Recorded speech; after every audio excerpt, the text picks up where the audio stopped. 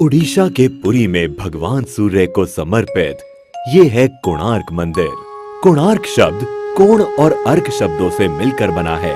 कोण यानी कोना या किनारा और अर्क का अर्थ है सूर्य। इसका मतलब हुआ सूर्य का किनारा।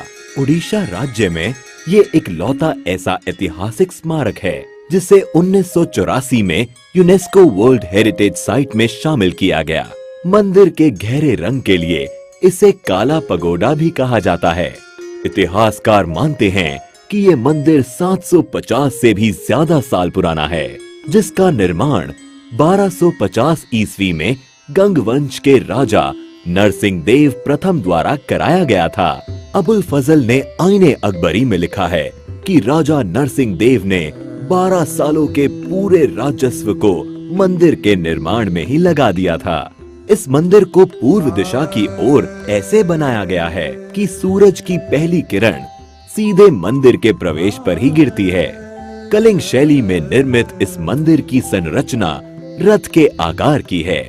इस रथ में कुल 12 जोड़ी पहिए हैं। एक पहिए का डायामीटर लगभग 3 मीटर का है। ये पहिए मंदिर के मुख्य आकर्षण का केंद्र हैं, क्योंकि ये पहिए घड़ी की तरह समय बताने का काम करते हैं। इसलिए इन पहियों को धूप घड़ी भी कहा जाता है। इन पहियों को आप इंडियन करेंसीज पर भी देख सकते हैं। इसके साथ ही इस रथ में 7 घोड़े भी हैं, जिनको सप्ताह के 7 दिनों का प्रतीक माना जाता है। प्रवेश द्वार पर एक और चीज है जो सबका ध्यान आकर्षित करती है, और वो है द्वार के दोनों तरफ बनी ये मूर्तियां। इन मूर्तियों में सिंह के नीचे हाथी है और हाथी के नीचे मानव शरीर है। इन मूर्तियों के जरिए मानव जीवन की समस्याओं को अनोखे तरीके से पेश किया गया है। यहाँ सिंह गर्व का प्रतीक है, जबकि हाथी संपत्ति का। यहाँ ये बताने की कोशिश की गई है कि गर्व और संपत्ति मानव का विनाश कर देते हैं।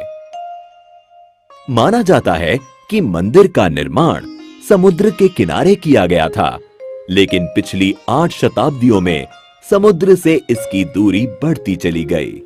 कहा जाता है इसके लगभग 2 किलोमीटर उत्तर में चंद्रभागा नाम की नदी भी बहा करती थी, जो अब विलुप्त हो गई है।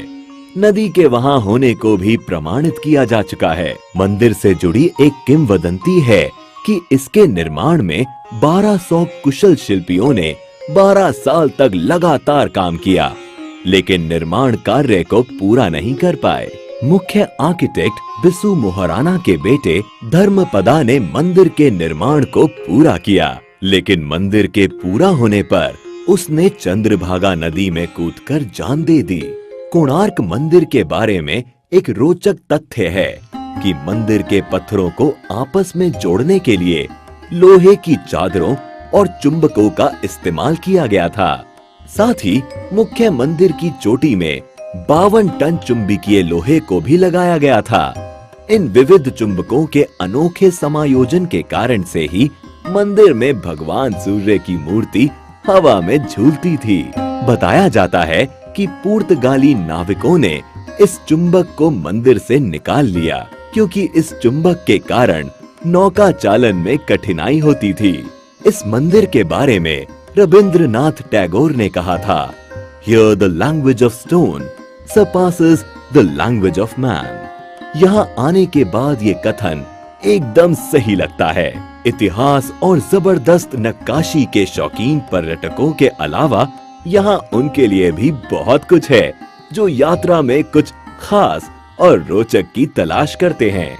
साथ ही आप चाहें तो यहाँ होने वाले कोणार्क डांस फेस्टिवल का भी लुत्फ दिसंबर के महीने में आकर उठा सकते हैं।